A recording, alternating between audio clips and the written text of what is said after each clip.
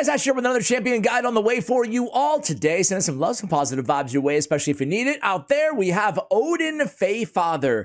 I am so excited to get to Odin. He was a very, very difficult champion to get. I got super lucky. I actually pulled him off air, I think, just off of one void shard. Like, I opened more for him previously in the event. I don't want to give the wrong impression, but I didn't get him. And then I pulled one random void shard and I ended up landing him, and he's been amazing. Congratulations if you're watching this video because you have him, because you know how good this dude is. But he's a tricky champion to build and fully understand. To give all today, I'll give you all the parameters that you guys need to make sure you're getting the most out of Odin Faefather. Shout out to all of you guys who keep the champion guide requests coming in the comments below as well. Without further ado, let's get to Odin. Alive! It's alive! It's alive! Okay, guys, so Odin Faefather was part of the Asgard Divide event. He was introduced to the game along with Loki as a free legendary champion. We also had Thor as a fusion. We had Freya as Deck of Fate. And, of course, Odin for the foursome here. And they're all insanely good. They're all really, really good. Even Loki, I feel like he gets a bad rap for the freebies that they've added throughout the years. I think he's really good. Very nice lockout champion. Nice A3 going into the A2. But not here to talk about Loki. We're here to talk about Thor. The event dungeon, by the way, Thor was the main boss. And of course, you already know that watching right now. But who knows? 8 years in the future, this might be some trivia knowledge for folks out there, right? Also, all four of these champions all had the really cool, the normal barbarian aesthetic is just them in the desert, right? But Yakarl, previously only Yakarl, had kind of the, I don't know, the winter desert wasteland vibe, right? The snowy vibe. And all of these champions have the same sort of thing, although they are a little bit different, kind of have that Norse and Asgard Divide mythology or whatnot kind of built into the background. You can see even the masts of some ships back there, some Viking ships. So really, really cool if you look at some of the little details on all of these champions. And obviously Odin is no different than the rest. He looks so incredible, man. Like, his aesthetics, they're some of the best in the game for my money. Like, they really just nail the graphics in this game. But Odin especially, he just absolutely looks incredible. All right, so he's a support champion. He has okay base stats, nothing to write home about anywhere. Like, the 105 is solid, but not like what we're normally used to for high tier void legendaries, like a 114 Siphi, right? But still, it's solid across the board for the most part. Some defense, namely, is nice to have at 1321. On his A1, Stinge of Gungar. I just, as a random side note too, when I'm doing any of these guides, make sure you pay attention to the A1s in the passives, right? I feel like a lot of players out there, they remember one dynamic or one main thing that a champion does, and then it's very easy, even on popular champions, heck, even on some champions that you use every day, it's easy to gloss over some of the little things that they do. He has a Berserk debuff for 2 turns that cannot be placed on bosses. 75% chance to land Berserk, 80% with the Sniper Mastery, okay? It does work with Berserk. So what does Berserk do? Well, Berserk is going to give 50% extra damage to whoever has the debuff, right? So if you berserk their nuker with the A1, you're going to be in for a world of hurt. You want to be careful with the A1. You don't want to land that berserk on their damage dealers. You want to land the berserk on their support champions. Why? Because the other side of the berserk debuff is that they also take double damage, okay? So they deal more damage, but they take more damage as well. So again, it's a really nice A1 to have. Very good against any tanky champion out there, and every team has at least one non-nuker out there, right? And obviously the supports are going to usually be alive longer than the nukers anyway, so it ends up being a very, very nice addition to the game. The only champion at the time of recording with the Berserk debuff. All right, Storm of Familiars on his A2 is an AoE that removes all buffs from all enemies. I should say an AoE, but not an attack. No damage happening here. So removing buffs, and then 100% win booked of placing a decreased defense buff on all enemies for 2 turns. Also 100% chance of placing a stun debuff on all enemies for 1 turn. This is an insanely good ability. It's one of the best abilities in the game. It really is. Removing buffs placing decreased defense, and stunning everybody all on a 3-turn cooldown. That's really good. It has the debuffs, it has the buff removal, and it has the control. As Guardian Judgment, his A3 ability is another 3-turn cooldown when booked. You're absolutely going to want to use your legendary skill tomes on Odin. I think that probably goes without saying, but I'll say it anyway. He's worth your books. Attacks one enemy, one of the best champions in the game. Attacks one enemy before attacking, steals all buffs from the target. The damage inflicted by this skill depends on the target's type. So attack is going to be based on their attack, defense based on their defense, support be based on their max HP, which is very good against bosses, right? So we have the arena covered, we have bosses covered. This attack is going to ignore 100% of the target's defense. So when we're building Odin, we don't care. Even if you want to get a little bit outside the box, you're still not going to want to go with any Savage or Lethal Gear or Cruel Gear, because ignoring, or Helm Smasher for that matter, because ignoring extra defense isn't going to do anything. We're already ignoring all of their defense. It could help on the A1, but it's the multipliers on the A. You don't need it. You don't need it on this champion. Save it for your other nukers. If the target's killed by this skill, revives a random dead ally with 50% HP, 50% turn meter. So now he's a backup reviver. The coolest thing about Odin here is he's got so much going on. We haven't even got to the passive yet, right? But he can be, you guys know, the holy grail in this game is when you can find a champion that can serve multiple roles all rolled up into one champion. He can be a reviver. It is very conditional, but he can be a nuker, right? Because this single target nuke hits very hard. I'm going to tell you how to build them to make sure that you take advantage of that, right? And then he has the control, that amazing stun with buff removal, and he's a debuffer with the decreased defense, and he's got support on the passive, and we still haven't gotten through everything yet. Odin's Wisdom is a block damage on this champion for 1 turn, and applies a buff spread, taking all buffs from this champion, placing them on all allies. So that's amazing. Not only will the block damage be spread, but everything will be spread every 9 turns. Oh, it's really great, and 9 turns, it's not that long. It doesn't take that long. We know that from a Sun Wukong, it feels like 3 turns goes by like 2, well, in 3 turns. So anyway, on the passive, shut up here, on the aura, excuse me. The aura, he has one of the best, well, he has the best speed arena aura in the game. It is conditional to Void. Obviously, some of the best champions in the game are Void, right? So massive Kraken problem here, but there's no Void mythicals, and God, I hope there's not going to be for a long time, frankly. That says we need the super primal shard, right? I shouldn't give Planner many ideas, should I? But either way, so it's not going to work with any mythical champion in the game, obviously. But it works very well with like Siphi teams, Marichka teams, Taurus teams, like any Void Affinity champions, right? Yumeko is very nice to do double control alongside of him. We'll be running a Yumeko team in the arena alongside of him as well. But yeah, that speed aura is insane. Obviously, auras go off the base stats, not their total stats. But 40, if you have 100 speed, you're getting 40 extra freaking speed. That's massive when compared to like an Armon's 28, which is the most popular aura, 28 speed. I mean, that is super significant. 12 extra speed is huge in this game, especially when we get, the further we get to the end game. That's going to help a lot of players. You can build a nice Void Affinity team around him. Sorry, guys, we took a long time kind of going over that kit, but I wanted to talk about him in depth because I'm going to show you the ideal build. It is fairly endgame, but the principles are going to remain the same on this champion. And my build is far from perfect, and I'll tell you why once we go through it.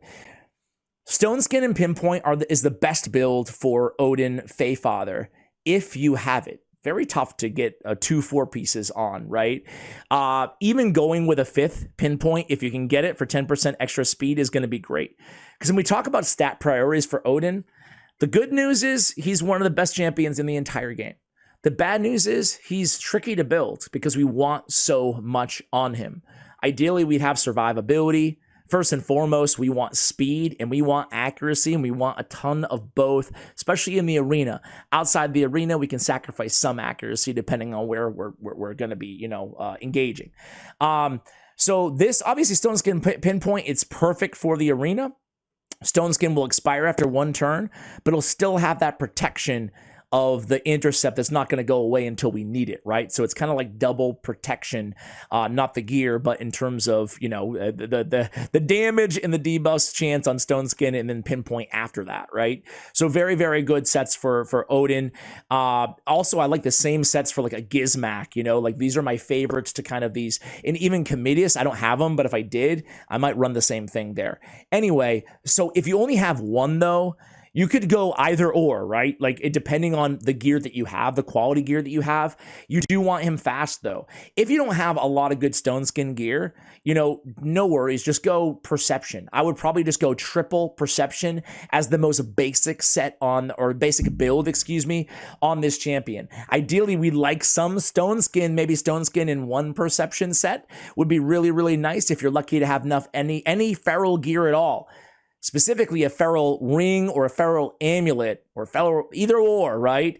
Or banner for that matter, right? Accuracy banner. We're going to want it. I mean, 40 accuracy is huge. So if you can get one piece of feral snuck in there, then go ahead and do that as well, let alone more than one piece. So we have HP on the, we generally want survivability when we talk about like attack, defense, or HP. So I would go with HP. Defense scales a little bit better, but it's going to be fine either way. We definitely want crit damage on the amulet. First problem with my build is for the end game, I really need double crit damage here. Check this out, guys. This is the most unlucky I've ever gotten with a rework ever on the account. Not only am I at 9, by the way, for those of you who don't know, it caps at 9. But I've been farming Phantom Shogun Grove and trying to re-roll to get crit damage. There's only 4 stats, right? I've gone through like a billion. I thought there was like a mercy for each stat or something. I have re-rolled this damn thing at 9 probably 10 times. It's insane. I just want crit damage. I have not got it once. So anyway, we really want crit rate and crit damage on our Odin, okay? Any other stat doesn't matter. That's why we defer to survivability, because it's going to be based off their stats, not his. Okay. It's already ignoring defense as well. We definitely want accuracy on the banner, right? Accuracy ascension stat as well.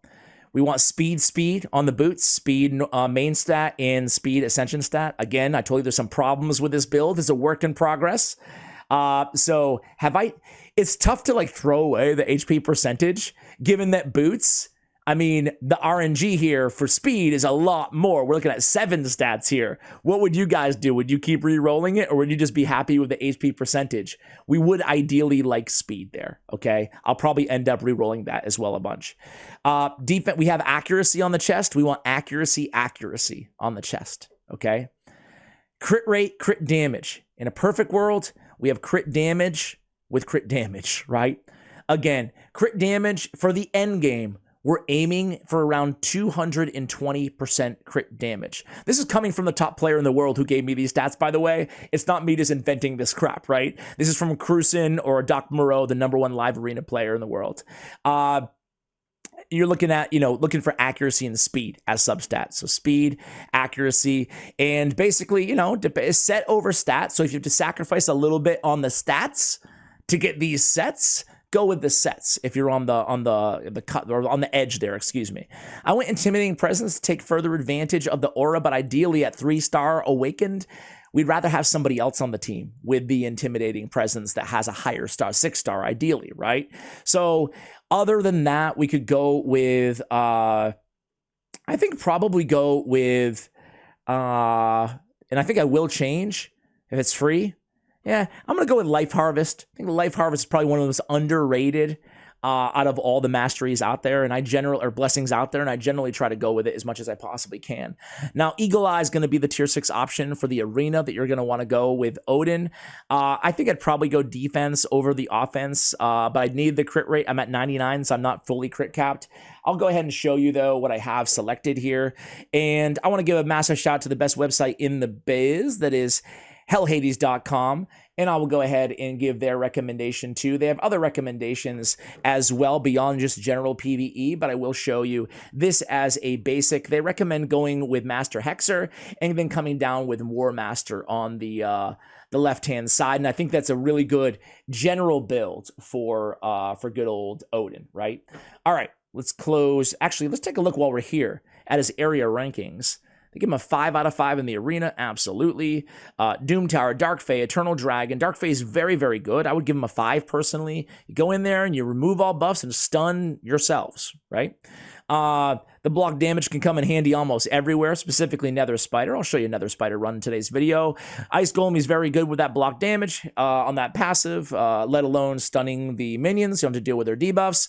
Dragon, Spider, Doom Tower waves, any wave content, he's going to be absolutely amazing. He actually has a 5 multiplier on his A1. So maybe he can dish out a little bit of damage there as well. It is a single target hitter. Okay, so I showed you all the gear. We talked a lot about him. Total stats here, 60k HP, it's kind of solid. Defense, whatever, 291 on the speed, ideally faster, right? Like 300 minimum for the end game is what we're looking for, like very minimum. But again, to get these sets on him, I had to make a lot of sacrifices in terms of quality of gear.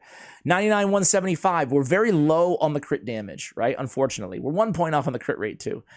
But very low on that crit damage. We want that crit damage, like I said, 220-ish, 210, whatever. The low 200s as a minimum.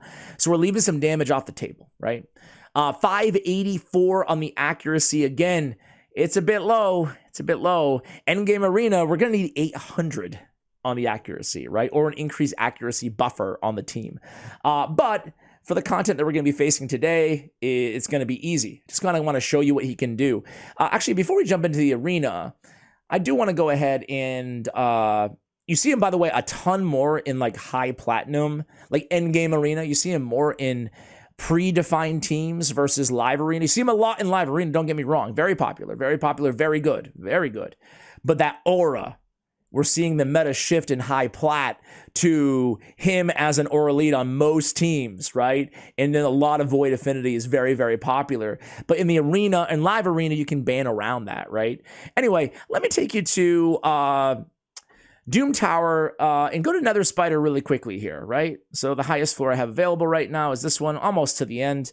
I'm just going to throw him in a random team. I'll come back when we're at the Nether Spider here. All right, guys. So here we go against the Spider. Gonna go ahead and just lead in with a simple let the spider do her thing for a little bit. Hey, the more turns the merrier, because we'll trigger our passive sooner, right? That block damage and circumvent maybe some poisons ticking off. Let's just go in with the A2. We can remove the counterattack, stun all the spiderlings, don't have to worry about them anymore. We can just kind of hammer away with our wave clear. In this case, it's gonna be Trunda. And then we already have block damage. Like I said, that flies by in terms of those 9 turns. And hey, we're already like 2 or 3 turns into the next rotation, right? It happens fast. And again, team's looking really nice. We have block damage. We're not worried about any of this baloney, right? And we still haven't even got to poor Geomancer's turn. Check this out, guys. This is the Asgardian Judgment, the A3, right? 845,000 damage. You're going to easily get to damage maxes against bosses with that, right? Super solid. That is, again, that's just like his A3. It feels like almost just an add-on to his kit. It's really insane. I wasn't really expecting how much damage he was going to be doing against bosses. I wasn't really ready for it, honestly. So again, we can just kind of keep digging away here. We can just wait for the spider to start going. There we go. And we have the heal reduction up. We have the HP burn. We have the Geomancer. Spider's just going to keep going and going. And we can basically just go full auto here on out, right? We can kill those spiderlings. It's not like they're burning or anything like that. It's not going to be the fastest strategy. You might argue it's funny, you can almost just use him as a single target nuker if you want to as well, and just not even worry with the A2. Just burn. Look at the block damage, man. It's very effective to circumvent any poison issues, right? All right. So good old Geo, obviously. I don't even know if I have gear at this point on Geo right now. He seems like he's a little slow. But hey, you just land that 3-turn burn one time and we're going to be good to go. But yeah, utilizing him in a situation like this, he's doing a heck of a job keeping the team alive. Him and Vogoth. Vogoth's healing, and he's basically bypassing the damage vis-a-vis that passive, right? And bringing a lot of damage to the table with the enemy max HP ability on his A3, right? It's like one new hit, essentially, on that A3 is a fun way to look at it. And you don't have to worry about affinities. Let's go ahead and jump into the arena. And of course, Geomancer has no gear on. Oops. All right, live arena just opened. Let's try to draft in an Odin team here, guys. I am I don't know where I am. I actually haven't looked in a little while on the leaderboard, but probably around 600 or so. I was in the 400s. It just takes so long to play arena to actually make progress. That's why I really want a reset. I think that will get me back into it, live arena. But I totally understand why the community at large doesn't really care for the arena, or live arena especially. It just ends up being like a total whale fest, and I absolutely get it. That's why I'm so passionately advocating for this guy's really high in trophies. Obviously, we'll see what we can do here, but I'm really advocating for I don't think he's going to go Odin, so I'm just going to go chalk with Armons. Do I have gear on Armons? I think I do. Okay. Odin, usually you get like Marius or Armons. It's okay. At least we're going against Odin here. So here you go. A little bit of Odin on the other team. Let's see how we can get around Odin. How's that? I'm going to go with Crixia to go double lockout here. And then I'm going to go, I'm just going to go Galathir. So there's no polymorph on their team. So I want to try to go for, I can safely go for a bunch of debuffers, a very control-heavy team, and obviously Galathir's alternate form gonna have a ton of control, stuns, buff removal. The only downside, obviously, is we're going against Marius, and we have 2 mythicals on the team. Moreover, 2 mythicals that we definitely could change forms for. So Marius is right now number 1 on the ban list, but now we have a Yameko as well as a Gizmak. I think it's a pretty it's not an obvious draft here anymore. I really need this girl right here, but I can't. I need nukers. So we're going to go with, sorry for the so dirty pay to win here, but it is what it is. We're going to actually go with 2 Force Affinity 6-star polymorph champions because he's got Gizmak and a lot of debuffs here on the team with Odin as well. And I think we're still going to get rid of... I think I might get rid of Yameko, honestly. We'll see, though. See who he goes with here. Siphi. 6-star Siphi with the polymorph. I'm almost of the mind that we roll the dice, we ban Siphi, and we hope we can withstand the big first onslaught of his team. He bans my Crixia. Just go Armons, and it's not like we're going to win the speed race, but we can hope that we can keep some of these guys alive, right? My Armons is in the same build as Odin is. I need to change it. I think it's better to go all-out speed on Armons, but he is in the pinpoint and the stone skin. They have Marius, so the stone skin means basically nothing. They lock me out. I'm going to cleanse off the HP burn with Galathir, who has very high resist. We'll be able to deal with Gizmak. Marius is going to be another story, and so is Odin, frankly. We can resist with Galathir. We can resist with Armons. We can get rid of Marius with the A3 of Armons.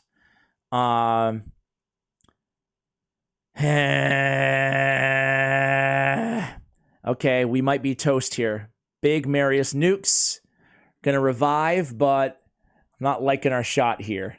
Destroy max HP has a lot of life harvest on the team. Let's see. So, unfortunately, yeah, we're toast. We're toast! Well, that's the power of Odin, right? He did a hell of a job. The block damage to add insult to injury here, but I can basically just X out. So there you go. That's welcome to Endgame Arena. It wasn't pretty and it wasn't fun necessarily, but let's do one more and draft. This time we'll draft Odin first, I would say, right? Let's try to build a nice team around him. Maybe we'll just go all void, and that will mean no mythicals too. So let's try that out on the next one. Going against Biohack TV. He is another content creator as well, so this is going to be really fun. I'm actually going to go with Marichka, and I'm going to pray he doesn't go Odin first. Because Biohack has Cometus. I faced him before a lot in the arena. I think I've beat him the last 1 or 2 times that we faced off. But previous to that, I think he beat me a lot. So let's see if I can keep this good luck up. I go against him. I like to go Marichka first because He has Commutes, as I already said. Sorry. Where is Odin, dude? Right in front of my face somewhere? There he is, yes. All right, let's get Odin out of the way. Do we want to go with Taurus right away here? Is there any other like consideration we could be making? Maybe Siphi? I think I'm just gonna go Taurus. Why not? Marishka, Taurus, Odin. You can't go wrong, right? He goes Marius. He has intimidating presence on his Armons, very fast Armons. I think I'm gonna have to get rid of Armons. He plays Kaja. He has a very fast Kaja. No matter what, he's gonna go first. That's for certain. I'm gonna ban Armons. I'm gonna try to sneak in with a Crixia. I don't know if it will work. But I can't use I'm gonna go Yumeko. Screw it, right? I just don't think I have her filtered, so Yumeko, just so I can take advantage of that aura, right? And on the last champion, I will avoid Affinity Nuclear that I have built. I have Georgid built, but I want to go with a tankier squad, so we're gonna go with Alas. Because other than I just like when I have Marichka and Taurus, I just want to go super tanky mode. I hate Mezimel. He's going to speed boost into Mezimel with increase, and then he's going to take out Alas, which is a super pain. But hopefully, he's going to win, man. Unless I can go first. It's going to be a speed battle here. Let's see. My Yumeko is like 370 or 80 speed. It's not going to be fast enough to, even with the aura, to beat Biohack. My Crixia is like 420. She has my best speed gear, so Yumeko is like third fiddle on the account. But let's just see. Yeah, look at her turn meter. That's going to be 2 L's in a row, unfortunately. That's going to be 2 L's in a row. But hey, I like trying anyway, and I love that I'm facing way high, really good players as well. But yeah, banning. That's very interesting, guys, that he killed Odin with the block revive, no less. I feel like he could have just finished everything right there if he just went right after Alas. Oh yeah, because she ignores Stone Skin, she blocks revive. Odin is obviously he can tank, All right, so I could switch forms here, but then I have to contend with Marius, and I really don't want to do that. So I'm just going to keep poking away. She's usually so squishy that even anti-affinity on Mezimel is worth a shot. And the reason I'm doing this is he has no reviver. Look at her health. I almost had her there. That would have been huge for me. But alas, it looks like it's going to be over here. Let's just keep trying for her, though. Okay. So we can, do I kill her for good or do I heal? I think the right decision is heal. Let's not overthink this. I do have Marichka in Relentless as well as Stone Skin. So if we can get an extra turn, that would be a big game changer. I'm just going to go for the kill right now. Oh! The Reviver stays alive. Going with he's very smart, obviously, to go with the Force Affinity Champions. Yeah, I got to keep going for Mezimel because I know I can kill her, and I know I can deal with her for a bit. I don't know why I was saying that he has no Reviver when obviously there's Kaja on the team. And her revive is a pretty short cooldown, if I'm not mistaken. Now to do a stupid and feeble on the A1, you hate to see it, but it's okay. We're going to go with... He has 2 turns on this cooldown. I think I can kill her. I think I can kill her before then. Going to provoke Warlord. I don't want him to Orcish Rituals, not for the cooldown necessarily, but rather for the turn meter, All right. Let's see if we can get rid of Kaja here. Okay. Come on. She has her revive up, and I'm stunned. I think he's still the favorite to win this, even though it looked pretty good for me for a second. Yumeko. Oh, maybe he doesn't have his revive up, huh? Definitely want to go Kaja here. Can we get a turn? No. Marius, finish me. Finish me, Marius. Just finish me. Ooh, it's coming down to it. No, he has his revive up. Damn it. All right. Let's think here. Warlord's too close. We need to... No, we can't. We're enfeebled. Oh, my God. So it's the moment of truth. He's gonna A1. I can't deal with it, man. I can't deal with it. I have to go. If I switched forms, Marius would have either killed me or enfeebled me. But yet again, I'm gonna die anyway, right? I should have just chanced it, I guess. GG's. So close, though. So close. Hey, guys, I hope you don't mind the super long video, by the way. We'll run the same team. We'll run it in Classic Arena just for a few matches here. Went 0-4, unfortunately, but I was so close to biohack, and I jinxed myself by opening my big mouth about how I beat him the last 2 times or whatever that we faced off. What a dummy. Anyway, you didn't really get to see much of Odin. I mean, you did see him a little bit on the other team and stuff like that, but he was the first off, block revive. There was nothing I could do there to pick him back up in that battle. So, you know, I guess it speaks to the value of Odin that Biohack tried to take him out. By the way, shout out to Biohack again. A good YouTube channel. You guys can go ahead and check him out. All right, let's get in there, end this. But you're already seeing, right? Like, you see everything here. The block damage, right? The A2. The power of that A2, the damage of the A3, right? He's the full package. And I just want to, again, kind of end the video by congratulating you guys, because you have your hands on this stud of a champion. And what the heck happened to my game right now? I just had a player and play update, so maybe I have a glitch in the matrix there. I have no idea. But let me just try to pick a little bit of a harder team, or you know what? Even a team that looks super fast here. Do I find? I don't really see. Well. Yeah, he's just super. This team looks like they're going to be fast. Man, I am lagging like a mofo over here. I apologize, guys. The 3 of you still watching after that long-ass arena match right now. Come on, man. Jeez. I'm just going to attack this team because they look fast. But again, I'm not too worried about speed unless I'm facing some of those teams that we faced off with, right? Going first with Yumeko is going to be really important, and just need better speed gear. That would have changed, obviously, that entire match, right? That's why, even though everybody says the meta has shifted away from speed or is shifting away from speed, it's still a massive factor. Hey, at least we have a freeze frame of his nukes, Taurus. No big deal, just trying to flex on us right there. But either way, he is a boss, right? Even if we don't go first, he'll come in there and move their buffs and stun them in the process, right? Especially with the stone skin and the pinpoint build. So guys, I hope you enjoyed this video. Thanks for watching all the way till the end. And as always, take care, guys.